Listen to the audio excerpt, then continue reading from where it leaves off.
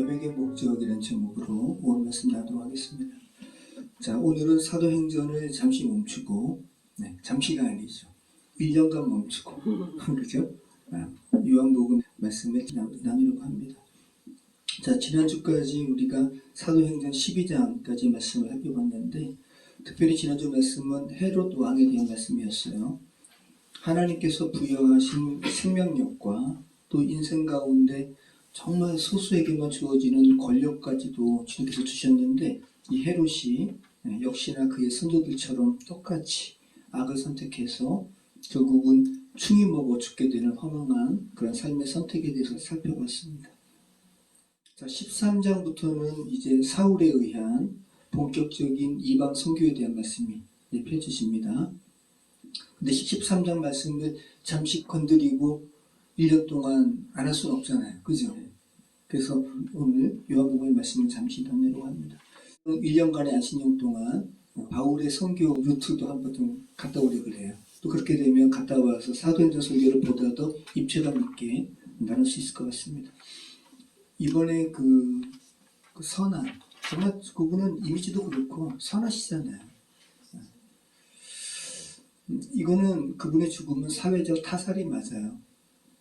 그리고 분명한 것은 현 정부의 출범으로 말미암아 그분이 죽지 않아도 될 죽음을 맞이한 것도 맞아요. 이태원 참사로 인한 희생자들도 마찬가지고, 이것은 부인하면 안 돼요. 부인할 수가 없어요. 현 정권으로 말미암은 타살이 맞아요. 사회적 타살이. 여러분, 대대적인 마약과의 전쟁을 선포했잖아요. 그러면 마약이 어디서 공급되고, 그죠? 마약을 제조하거나 운반하거나 이런 원초적인 것들을, 궁극적인 것들을 찾거나 체포하거나 뭔가 발각했다라는 말이 없잖아요. 단순히 정부의 실책을 덮는 이슈로 작용할 만한 것들을 가지고 있다가 이렇게 터뜨리는 것, 그것도 사건 본질과는 상관도 없는 사생활을 언론에 이렇게 먹잇감 주듯이 살포하고, 그리고 또 세상은 관음증 걸린 사람들처럼 그런 것들에 호기심 여린 마음으로 쳐다보고, 그 어느 누가 버틸 수가 있어요. 그래서 지금 조국 장관에게 하는 말이 뭐예요? 사라져서 고맙다고. 그렇죠? 다 그렇게 조국 장관의 그 삶을 난도질할 때 사람들이 내심 마음속에 걱정하는 거예요. 아마 이 마음이 다 있었을 것 같아요. 아, 제발 견뎌냈으면 좋겠다. 자, 이번 사건도 경찰의 무리한 수사로 말미암은 것 아니냐는 여론에 대해서 한 경찰관이 글을 썼네요. 근데 자기 실명으로 쓴 게 아니라 아마 이렇게 비공개로 그 실명을 감추고 쓴 것 같은데, 익명으로 쓴 것 같은데, 항변했어요. 항변. 이 경찰의 무리한 수사라고 그러는데, 국가적인 차원에서 마약 수사를 하는데 경찰이 어떻게 수사를 안 할 수가 있냐고, 뭐 이런 말을 하면서, 그런데 대중한테도 책임이 있지 않냐고, 언론한테도 책임이 있지 않냐고 이야기하는 거예요. 알 권리를 이야기하면서 정보 공개 청구라는 제도까지 만든 것은 대중과 언론이 아니었냐고. 그러니까 이게 권력의 하수인, 그리고 언론, 그리고 대중들, 이게 다 이렇게 올가미처럼 서로 이렇게 얽혀가지고 한 사람 죽게 만든 거예요. 그리고 이 올가미 안에는 저와 여러분도 걸려들지 않을 거라는 보장이 없어요. 죄된 세상이 그렇다고요. 누구도 그 올가미에 걸릴 수 있고, 누구도 그렇게 희생될 수 있는 이 상황이 우리가 살아가는 죄악된 세상이라는 거예요. 그분이 그러니까 마지막 선택을 여기까지 할 수밖에 없을 정도로 그에게 있어서 이 세상은 너무 옥죄했어요. 어떤 여유가 없었어요. 너무 몰아붙였어. 여백이 없었어요. 이것은 사회적 타살이 맞고, 권력자, 또 언론, 또 저와 여러분을 포함한 대중들, 어느 누구도 책임이 없다고 할 수 없는 거예요. 오늘 제목이 여백의 목적이잖아요. 여백과 관련해서 좀 말씀을 나누려고 해요.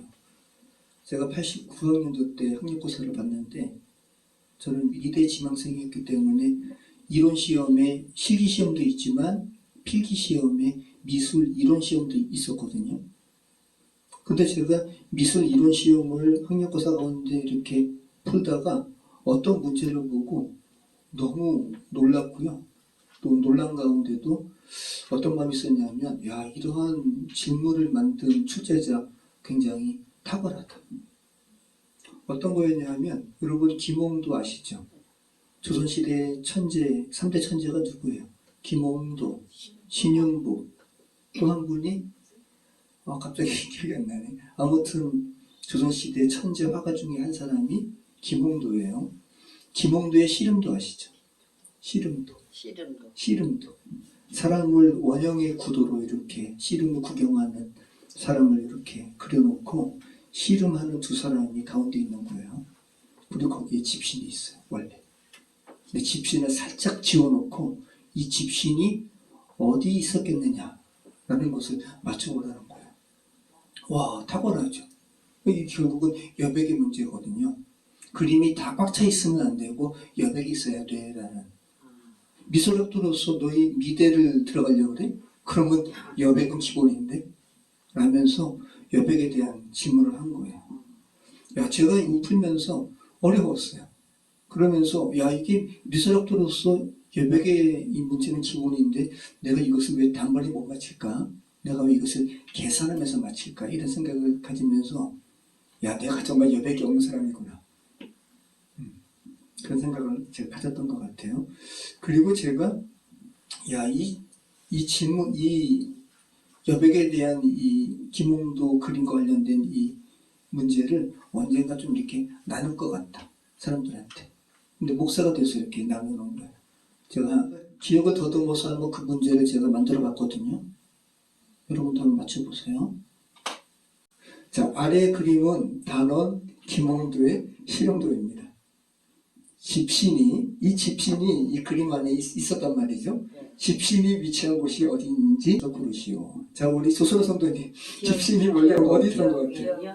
기역, 니은, 디귿, 리은, 미음, 비읍 중에, 미음 중에 어디인 것 같아요? 기억에 있을 것 같아요. 기억이 있을 것 같아요. 우리 정선아 집사님, 니은 같으세요? 자, 니은 2명 나왔고 기억 한 번 나왔고 임무선 사모는 어디인 것 같아요? 미음. 자, 어렵죠. 그죠? 얼마나 어려워요. 우리가 실험들을 많이 봤는데 갑자기 이렇게 나오니까 어렵잖아요. 근데 저도 이제 이걸 계산을 한 거죠, 나름대로. 자, 기억에 두면 너무 답답해 보여요. 기억에 딱 두면 뭔가 이렇게 막혀 보이잖아요. 답답해 보이고, 니은도 마찬가지고. 자, 니은 아니면 디귿 같은데 저도 이것을 찍었어요. 디귿이에요. 이것이 바로 여백에 대한 부분인데, 그죠? 네. 자, 그러면 이 시험 출제자가 이 김홍도의 씨름도를 시험 문제에 낸 이유는 뭐예요? 아까 드린 말씀처럼 여백은 미술학도에 있어서 기본이다. 그죠? 자, 그럼 인간도 마찬가지인데 제가 오늘 설교 말씀에 이 여백과 관련된 말씀 주제로 말씀을 나누는 이유는 뭐예요? 여백은 그리스도인에게 있어서 있어도 되고 없어도 될 것이 아니라 반드시 있어야 된다. 이번에 돌아가신 분도 여백이 없어서 돌아가신 거잖아요. 자, 오늘 우리가 읽은 그 요한복음 8장은 한 사람을 정죄하고 죽이려고 몰려든 군중으로 인해서, 그죠? 군중, 또 바리새인, 또 나름대로 사회적 권력자로 인한 그 악의, 그 한 사람이 그 악으로 인해서 죽게 됐단 말이죠. 그 악의 여백을 창조하신 예수님의 행위가 기록된 본문이에요. 자, 오늘날로 이야기하면 대중이라고 해도 되겠죠. 오늘 본문 말씀 보면 네 부류의 사람이 나와요. 먼저 누가 나와요? 인자이신 예수님, 그리고 가늠 중에 끌려 나온 여인. 여러분, 가늠하다가 끌려 나왔어요. 그러면 옷이 제대로 갖춰지지 않은 상태에서 끌려 나온 거죠. 얼마나 수치스럽고 또 얼마나 두려웠을 거예요. 가늠 중에 끌려 나왔으니까 돌로 맞아 죽는 상황이거든요. 이 여인의 입장이 되어 보세요. 여인은 지금 너무 두려운 거예요. 수치스럽고. 그리고 또 어떤 이들이 있어요? 예수님 가늠 중에 끌려 나온 여인, 또 이들을 올가매려고 하는 서기관들과 바리새인, 그리고 또 한 부류는 군중들, 대중들, 오늘날로 이야기하면 대중들, 이렇게 네 부류가 있는 거예요. 요한복음 8장 우리가 읽은 이 본문에서 인간 사회에 계속 있어왔던 한 특수한 심리 상태에 대해서 요한은 기록하고 있어요. 어떤 거죠? 군중심리. 여러분, 사람들이 군중으로 모이면 어떠한 특별한 심리가 표출된다는 거예요. 사전은 군중심리에 대해서 이렇게 정의합니다. 군중심리란 많은 사람들이 모였을 때 자제력을 잃고 쉽사리 흥분하거나 다른 사람의 언동에 따라 움직이는 일시적이고 특수한 심리 상태. 평소 같았으면 한 여인 1대1로 본다면 가늠 중에 끌려 나왔다고 하더라도 돌로 죽이려는 행위 안 했을 거예요. 측은지심이라는 게 있잖아요. 그죠? 근데 군중으로 모여버리니까 어이구, 자기에게 없었던 감정이 생기는 거예요. 같이 돌을 따라서 던져서 죽이려는 이러한 폭력적인 심리가 군중 심리 가운데 이렇게 표출됐다는 거죠. 표출된다는 거예요. 군중 속에서, 대중 속에서, 그죠? 일반적으로 개인적인 특징은 사라진다는 거예요. 그리고 개인적이고 사회적인 관계는 소멸되고 사람들이 쉽게 군중이라는 이 특별한 이러한 이 어떤 그룹에 동지가 된다는 거예요. 자, 군중 심리를 오늘 본문에 나오는 백성의 이 군중에 적용한다면 어떻게 되는 거예요? 그전에는 예수님의 말씀을 듣고 이분은 그리스도라고 하나님께로 그 마음을 가까이 하려고 했던 사람들이 이제 죄가 발각되어서 끌려 나온 여인에게 돌을 던져서 죽이려고 하는 그 군중의 폭력 가운데 들어가게 됐다는 거예요. 여러분, 저와 여러분이 그 자리에 있다면 그 여인을 향해서 돌을 던지지 않을 거라는 장담할 수 있어요? 수선 성도님 너무 착하셔가지고 저는 돌 안 던질 거예요. 남이 던지면 따라서 그렇죠. 아주 정확한 인간의 본질을 지금 말씀하시는 거예요. 저와 여러분 어느 누구도 그 자리에 있었더라면 나는 돌 안 던질 거야 라고 장담할 수 있는 사람은 없어요. 여러분, 예수님도 군중 심리에 의해서 돌아가셨어요. 그죠? 예수님, 빌라도는 우리가 사도신경에서 그렇게 악한 자로 이렇게 안종하는 빌라도 원래 예수님 놓아주려고 했어요. 근데 결국은 누가 죽인 거예요? 군중이 죽인 거예요. 예수님 놓아주지 말고 바라바를 내어주소서. 누가복음 23장 20절로 23절. 빌라도는 예수를 놓고자 하여 다시 저희에게 말하되 저희는 소리질러 말하되 저를 십자가에 못 박게 하소서. 십자가에 못 박게 하소서 하였다. 빌라도가 세 번째 말하되 이 사람이 무슨 악한 일을 하였느냐 나는 그 죽일 죄를 찾지 못하였나니 때려서 놓으리라 하는데 저희가 큰 소리로 재촉하여 십자가에 못 박기를 구하니 저희의 소리가 이긴지라. 누구의 소리가 이겼다라는 거예요? 군중의 소리가. 목소리 큰 사람이 이겼다라는 말처럼 군중의 소리가 빌라도의 소리를 이겼어요. 그리고 예수님 돌아가시는 거예요. 예수님의 죽음이 군중에 의해서 자행되었다라는 거 여러분 기억하시기 바랍니다. 자, 이 같은 군중으로 인한 죽음이 또 누구에게도 이렇게 적용되었죠? 스데반도 군중이 죽였어요. 한번 보시죠. 사도행전 7장 54절 57절 같이 읽겠습니다. 저희가 이 말을 듣고 마음에 찔려 저를 향하여 이를 갈거늘 스데반이 성령이 충만하여 하늘을 우러러 주목하여 하나님의 영광과 및 예수께서 하나님 우편에 서신 것을 보고 말하되 보라 하늘이 열리고 인자가 하나님 우편에 서신 것을 보노라 한데 저희가 큰 소리를 지르며 귀를 막고 일심으로 그에게 달려들어 돌을 들어서 죽이는 거예요. 자, 여러분 연상해 보세요. 군중이 이 스데반이 하나님의 말씀을 이렇게 교회에 대한 하나님의 말씀을 증거하니까 군중이 악으로 완전히 가득 찼습니다. 큰 소리를 지르고 귀를 막고 안 듣겠다라는 거죠. 그리고 일심으로 그에게 달려들어서 돌을 던져 죽이는 거예요. 여러분, 사람의 모습이요, 짐승의 모습이에요. 짐승의 모습이에요. 이성을 상실한 짐승처럼 귀를 막고 악을 쓰면서 달려갔다라는 거예요.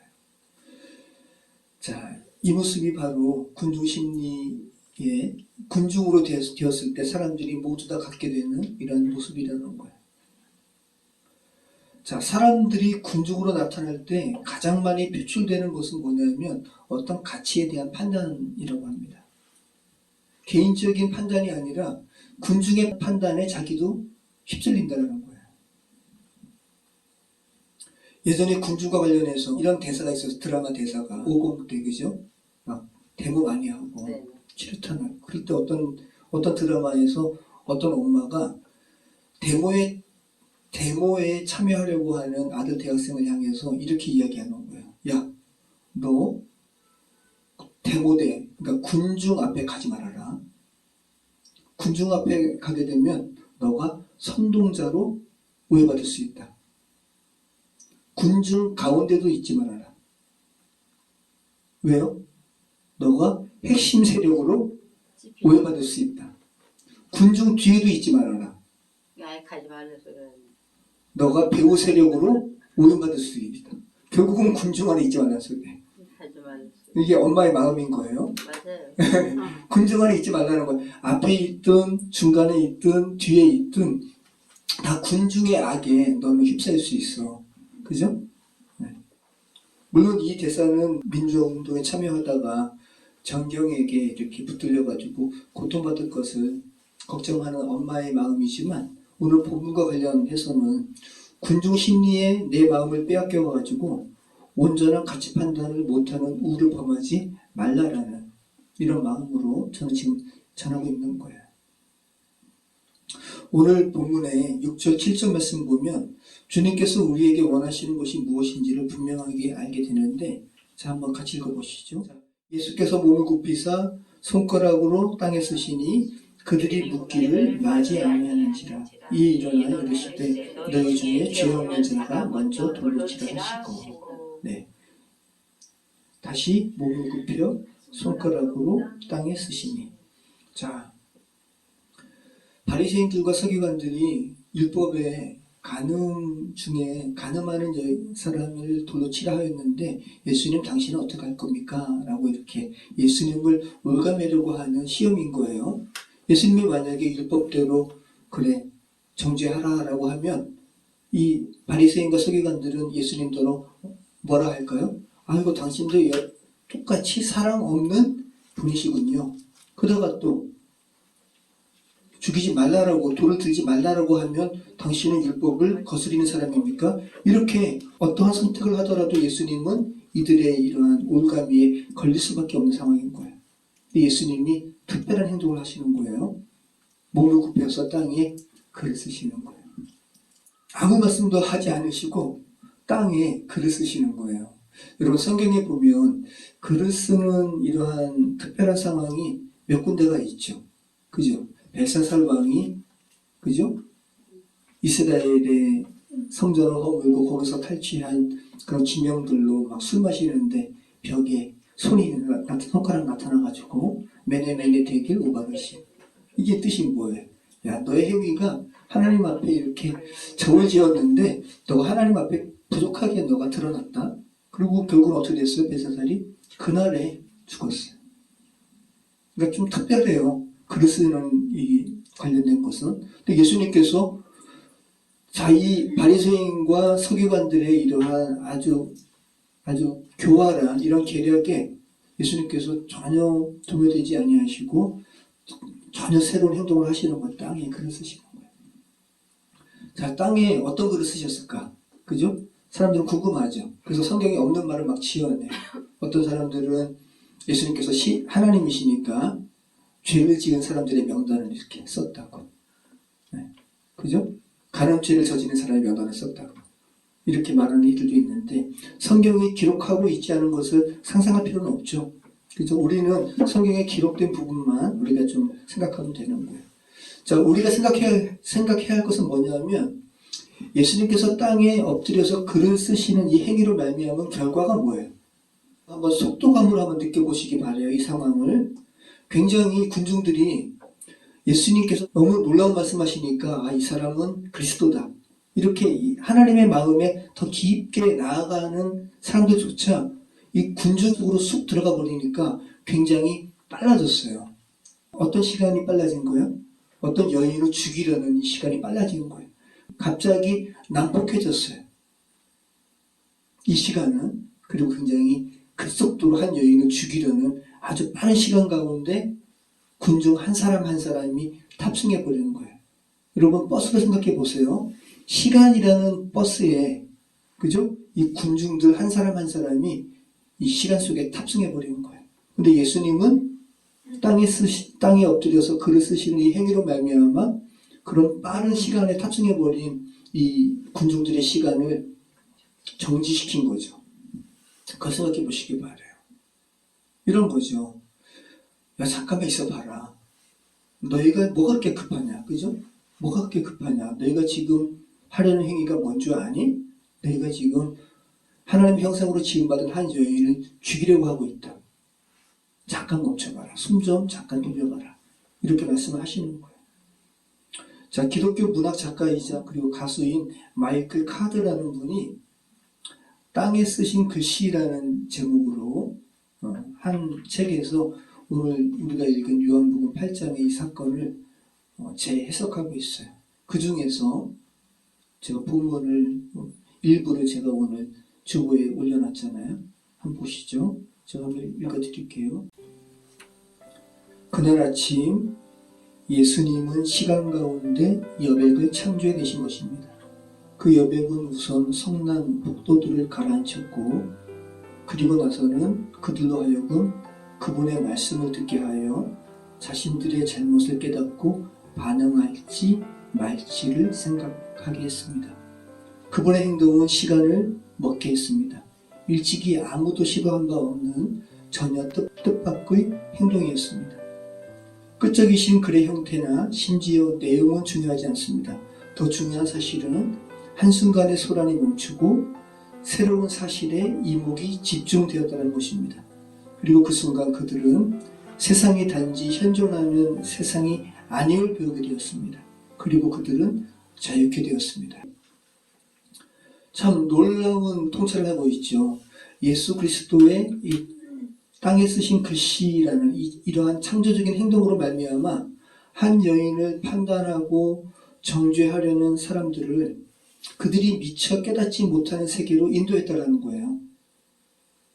그들이 지금 한 사람을 죽이려는 이런 시간 속에 탑승한 이 현실이 무엇인지를 깨닫게 했다는 거예요. 그리고 멈추게 했다는 거예요. 군중들은 자유로운 줄 알았어요. 자기들은 자유롭게 살아간 줄 알았어요. 그런데 실제로는 자유로운 것이 아니라 사람들을 정죄하고 옥죄고 판단하고 또 판단당하는 세상에 자기들도 묶여 있었다는 사실을 예수님께서는 깨닫게 하신 거예요.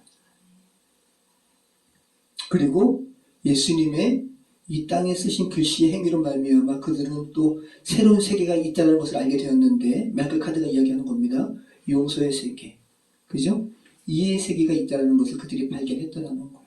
이게 마이클 카드가 땅에 쓰신 글씨라는 책에서 오늘 우리가 읽은 본문을 재해석한 거예요. 굉장한 통찰이죠. 그러니까 예수님께서 시간 가운데 뭘 창조하신 거예요? 여백을 창조하신 거예요. 그죠? 네. 자, 이 예수님의 여백을 창조하신 행동으로 말미암은 결과가 대단하죠. 우리 9절 말씀 한번 읽어보겠습니다. 자, 저희가 이 말씀을 듣고 양심의 가책을 받아 어른으로 시작하여 젊은이까지 하나씩 하나씩 나가고 오직 예수와 그 가운데 섰는 여자만 남았더라.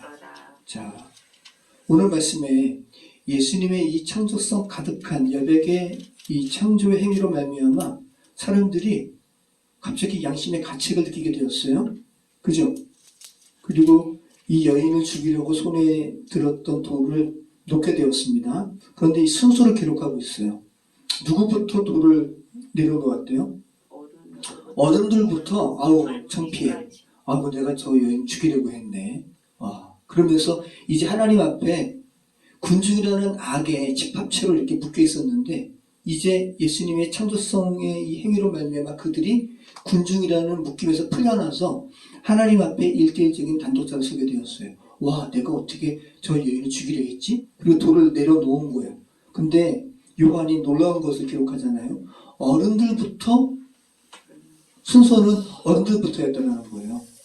그러니까 이 인간들이 어떤 존재라는 걸 알게 되죠. 그럼 이걸 역으로 이야기하면 이 여인 죽이려고 돌을 든 사람도 누구부터라는 거예요? 어른들부터요. 어른들부터 돌을 들어서 죽이려고 하니까 옆에 있는 사람들도 그 군중 심리에 전염이 돼가지고 따라서 돌을 들게 되었고, 중요한 부분을 이야기하고 있죠. 우리 인간은 서로에게 영향을 주고 영향을 받는 존재라는 거예요. 여러분, 남을 판단하고 정죄하는 것이 얼마나 쉽게 전염돼요. 그죠? 너무 쉽게 전염돼요. 이게 다 군중의 악이라는 거예요. 자, 우리 10절, 11절 말씀 같이 읽겠습니다. 예수께서 일어나사 여자 외에 아무도 없는 것을 보시고 이르시되 여자여 너를 고발하던 그들이 어디 있느냐? 너를 정죄한 자가 없느냐? 대답하되 주여 없나이다.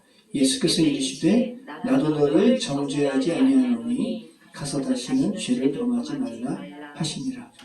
여러분, 여자 입장에서는, 여인 입장에서는 지금 조금 있으면 이제 돌로 맞아 죽는 상황이니까 눈도 뜨지 못했을 거예요. 그죠? 아마 엎드려서 아마 자기 두 손으로 얼굴을 이렇게 감쌌을 겁니다. 그런데 갑자기 일순간 그를 향해서 소란스럽던 상황이 갑자기 조용해지고, 그리고 사람들이 점차 없어지는 소리가 들리고, 눈을 감아도 느껴지잖아요. 네, 정막 가운데 있는데 누구의 목소리가 들리는 거예요. 누구의 목소리예요? 예수님의 목소리. 예수님은 하나님이세요. 이 여인에게 있어서 고요한 정막 가운데 하나님의 음성이 들리는 거예요. 여인아, 너를 정죄하는 자가 있느냐? 뭐라 그래요? 없습니다. 여기서 이 정죄라는 말이 뭐냐면 헬라어로 카타크리노라는 단어예요. 두 가지 단어가 복합된 거예요. 카타라는 건 뭐냐면 엔드예요. 그리고 계속 이렇게 연결되는 거예요. 크리노는 뭐냐면 조각내는 거예요. 가위질하는 거예요. 참 여러분, 헬라어 카타크리노가 우리말로 정죄라고 번역한 카타크리노의 의미를 한번 곱씹어 보시기 바래요. 조각내는 거, 가위로 조각내는 게 연결되는 거예요. 계속 가위로 조각내는 거예요. 정죄. 그럼 결국은 여러분 계속 가위로 조각내면 그 가위질이 결국은 자기한테도 오는 거예요. 그죠? 네. 그러니까 관계를 절단내는 게 뭐라는 거예요? 정죄라는 거예요. 헬라어의 단어는 그렇게 이야기하고 있습니다. 그러니까 이런 거죠. 여인아, 너를 정죄하는 자가 있느냐? 없습니다. 너가 속한 관계로부터 나누려는 무리가 있느냐? 없습니다. 나도 너를 정죄하지 않는다. 이 하나님의 말씀이란 말이죠. 여인은 간음으로 인한 이 죄의 아주 가장 큰 어떤 죄책감은 하나님과의 관계로부터 내가 이제 단절될 수도 있겠다라는 이런 두려움이 가장 컸을 거예요. 너가 속한 관계로부터 나누려는 무리가 있느냐? 없습니다. 없지. 나도 너를 나와의 관계에서 너를 나누지 않는다. 돌에 맞아 죽는 이 죽음을 면했다라는 것보다 하나님 아버지로부터 나는 너를 나와의 관계에서 나누지 않는다라는 이 메시지를 들은 여인의 마음이 얼마나 기뻤을까. 그죠? 자, 그런데 우리가 11절 말씀 한번 보시죠. 주여 없나이다. 예수께서 이르시되 나도 너를 정죄하지 않으노니 가서 다시는 죄를 범하지 말라. 여러분, 제가 이것을 지금 이렇게 마이크 카드의 이 말씀 관련해서 이전까지는 예수님의 이 행위, 시간 속에 여백을 창조하는 것까지만 전 설교했어요.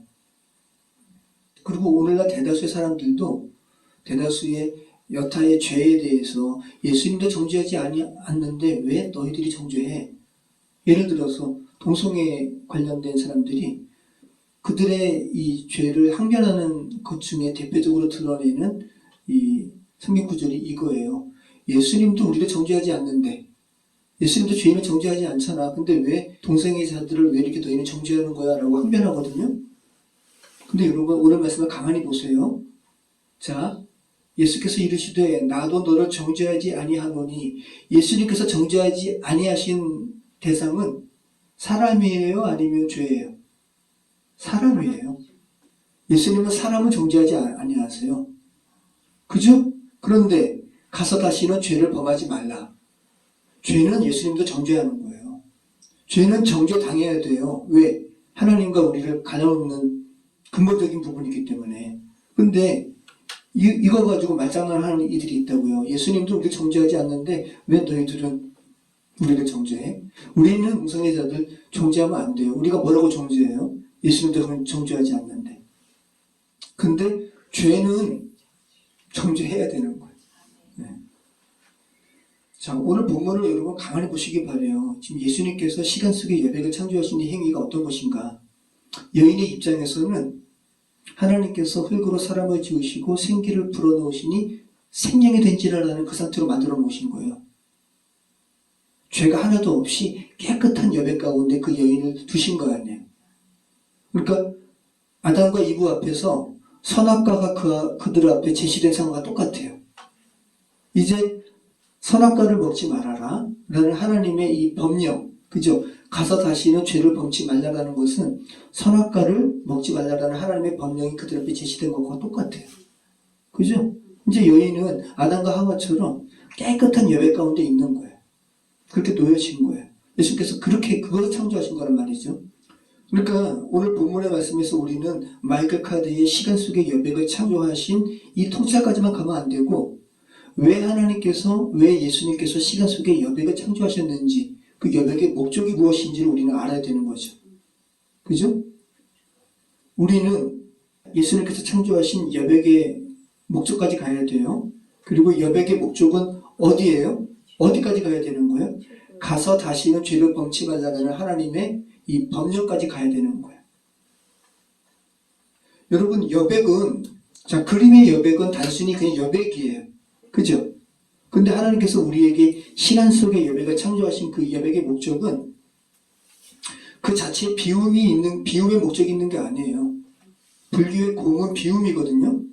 근데 우리 그리스도인의 삶의 여백의 목적은 하나님의 마음으로 채움이 있어요. 네. 여러분, 이것을 놓치면 안 됩니다. 단순한 그냥 공이 아니라고요. 빌 공이 아니라 채워지는 거라고요.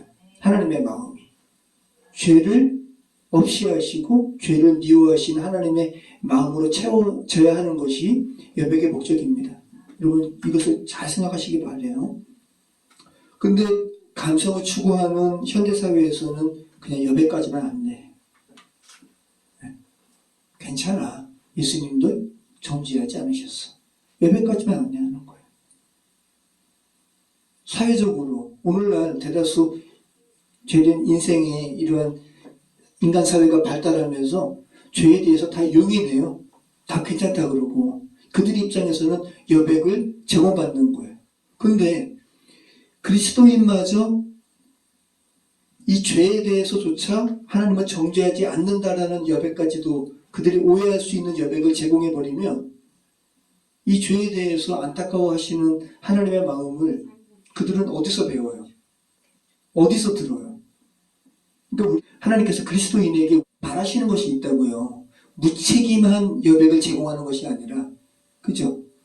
여러분, 우리가 동성애 죄가 아니라고 여러분이 말할 때 여러분의 그 동성애가 죄가 아니라는 그 말 책임질 수 있어요? 여러분의 그 말씀으로 인해서 어떤 이들이 동성애에 빠지고 동성애에 대해서 스스로 하나님께서 용인하신다라는 이런 인식으로 돼가지고 그들의 삶이 죄 가운데 이렇게 빠지게 되면 여러분 어떻게 책임질 거예요? 우리는 그런 권리가 없어요. 우리가 뭐라고 함부로 하나님께서 죄라고 말씀하신 것을 우리가 뭐라고 죄가 아니라고 마음대로 그들에게 자유를, 그죠?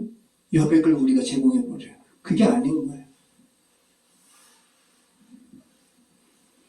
자, 예수님께서도 정죄하지 아니하시는 사람은 우리도 정죄해서는 안 됩니다.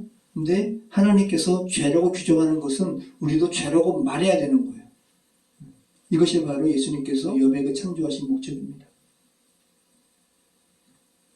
그죠? 요즘에 너무 여백에 대한 말이 너무 많아요. 이게 감성이죠, 감성. 그죠? 뭐, 쉽게 얘기해서 동성애자들의 손을 잡아봤어요. 근데 그들의 손도 따뜻하더라고요. 우리처럼. 그죠? 그 얼마나 감성 어린 표현이에요. 그들도 우리와 같은 사람이야. 당연히 따뜻하죠. 살아있는데. 자, 그런데 그런 감성 어린 용인과 감싸움으로 하나님을 향한 죄를 바로 보지 못하게 한다면 그건 우리에게 있어서 큰 잘못이라는 거, 실책이라는 거예요. 그리스도인은 죄된 세상을 살아가는 이들에 대하여 어설프고 책임지지 못할 여백을 창조하는 것이 아니라 절대자 하나님 앞에 피조물로서 그들을 세워줄 필요가 있는 거예요. 네. 그리스도인은 자신도 책임지지 못한 포용에, 그죠? 함부로 다른 사람들을 책임지지 못할 포용에 그 부르심의 목적이 있는 것이 아니라 하나님께 분리된 가운데 있는 자들에게 여백의 창조를 넘어서 다시 하나님의 이 죄를 짓지 말라는, 너와 나를 분리하는 상황에 있지 말라는 하나님의 메시지를 듣게 하는 자리로 안내하는데 우리의 부르심이 있다는 거 여러분 기억하시기 바랍니다. 모쪼록 여백 넘어서 하나님 앞에 단독자로 사람들을 세우는 저와 여러분의 삶의 길을 축원합니다. 기도하겠습니다.